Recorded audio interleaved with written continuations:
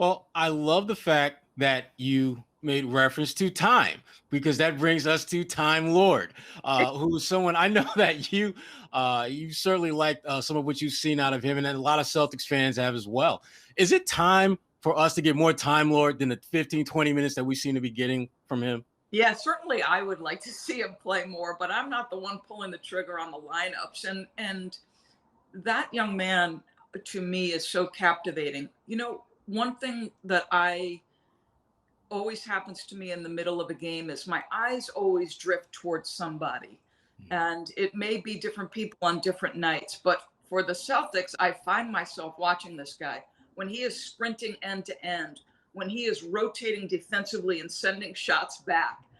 Like, I'm just dying for him to pull a turnaround jump shot from like 8 feet on the baseline or something, because you hear these tantalizing suggestions that he's putting in the work and trying to come up with a move and a counter and all these things. But certainly the level of athleticism, physicality, and the fact that he's supposed to be a man that wants to work and get better, Sherrod, like that intrigues me a lot. So. Yeah, the thing about Robert that I it's hard for me to get past, and there's a part of me that thinks the Celtics are still in that we sort of kind of but not really trust him to be that guy. Because as you mentioned earlier, Doris, when you talk about Baines and really Al Horford around that same period of time, they had that defensive anchor. They had that one cog that connected that offense to defense and vice versa. And Rob is tantalizingly delectable watching him play offensively, the things that he can do. There are very few players I've seen in the last 5-10 years at his size have that kind of athleticism. The one guy that comes to mind is JaVale McGee, as far as really over-the-top athleticism. But for all the highlights, there's the offensive rebound that he throws away.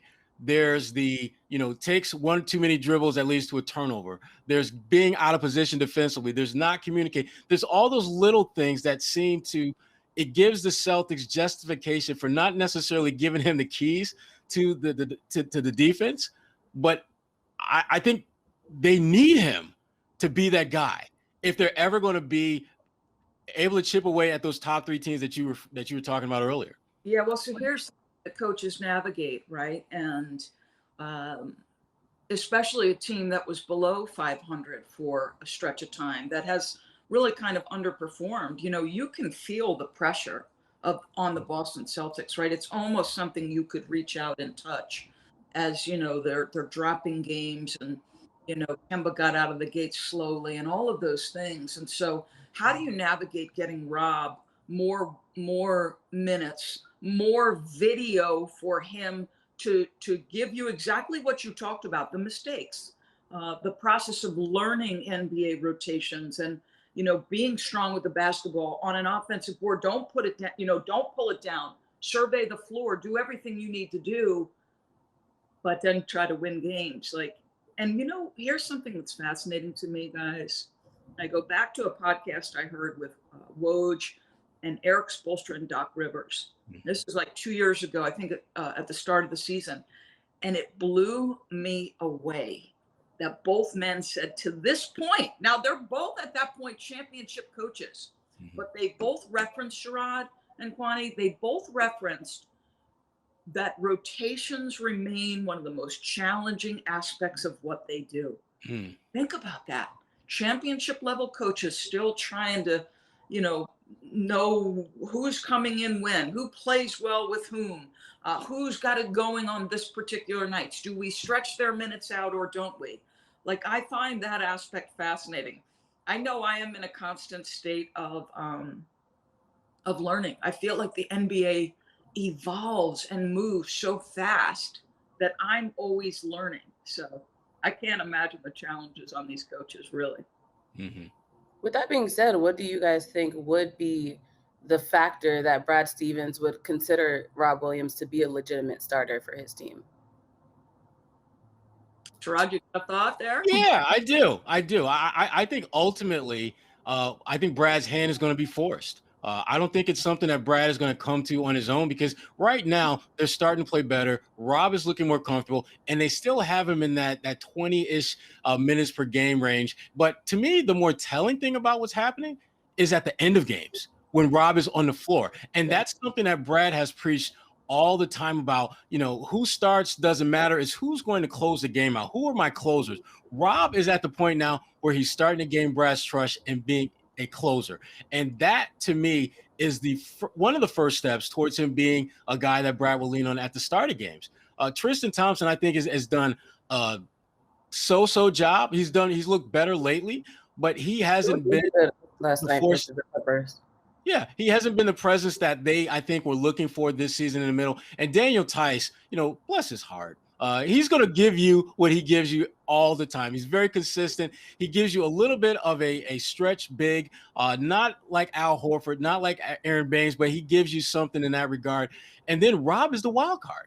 He's the one guy who, when you start looking at their roster and who's kind of played at the level you expected or exceeded it, I kind of put him and Jaylen Brown in a different category than the rest of the guys, because I think those two guys have played – well, Jaylen has played better than anyone on the team.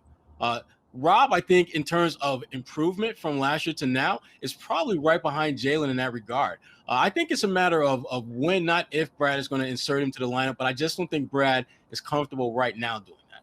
Can I ask a question? And you can go a little longer since I'm introducing myself, but I answer to this question. Daniel Tice, he seems to me to be in the Celtics fan base somebody that, triggers a little frustration. I see as a guy who is really smart defensively, who plays really hard consistently. He seems a little bit more confident on the offensive end. We all saw what teams did to him in Orlando. They just basically ignored him, challenged him to make shots and do all those things.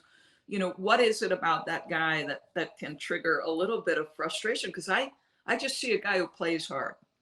Yeah, and I think they understand that Tice, again, bless his heart, he has some clear limitations to his game. But that effort that you talk about, Doris, that's the thing that really resonates with Celtics fans.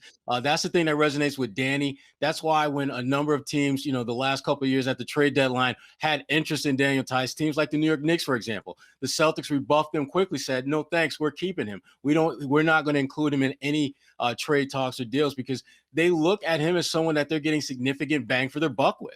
And a guy that is not going to grumble or gripe about his role. I mean, whether he's starting, coming off the bench, plays 25, 30 minutes one night, 5 to 10 another, he's not going to give you the pushback that you see from a lot of players in this league. And if you're the Celtics, having a guy like that is a luxury. And they understand that. But again, when we talk about this franchise being all about Banner 18, winning championships, is title or bust in Boston, Tice is not going to move you there as your main big. He's a complementary piece. That's why the growth and evolution of a Rob Williams is so important, because he gives you something that when you start looking at matching up with Philadelphia, when you start looking at matching up with Milwaukee, when you start looking at matching up with these upper echelon teams in the East, he gives you something that they can't counter, something that's positive for you.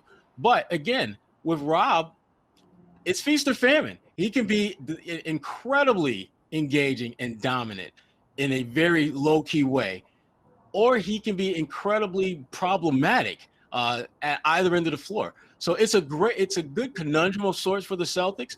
But Tice, who everyone knows I love to death, hashtag war on Tice is always trending every game because he gets no whistles at all. No whistles.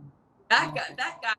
Brutal night by night with the whistles. And yes, it's so true. Ideally he is the guy off the bench, but that's not a Tice problem, right? That's a Celtic problem. Right. That's right. A problem. So it's interesting. Thank you for that answer. Yeah, that's what we do.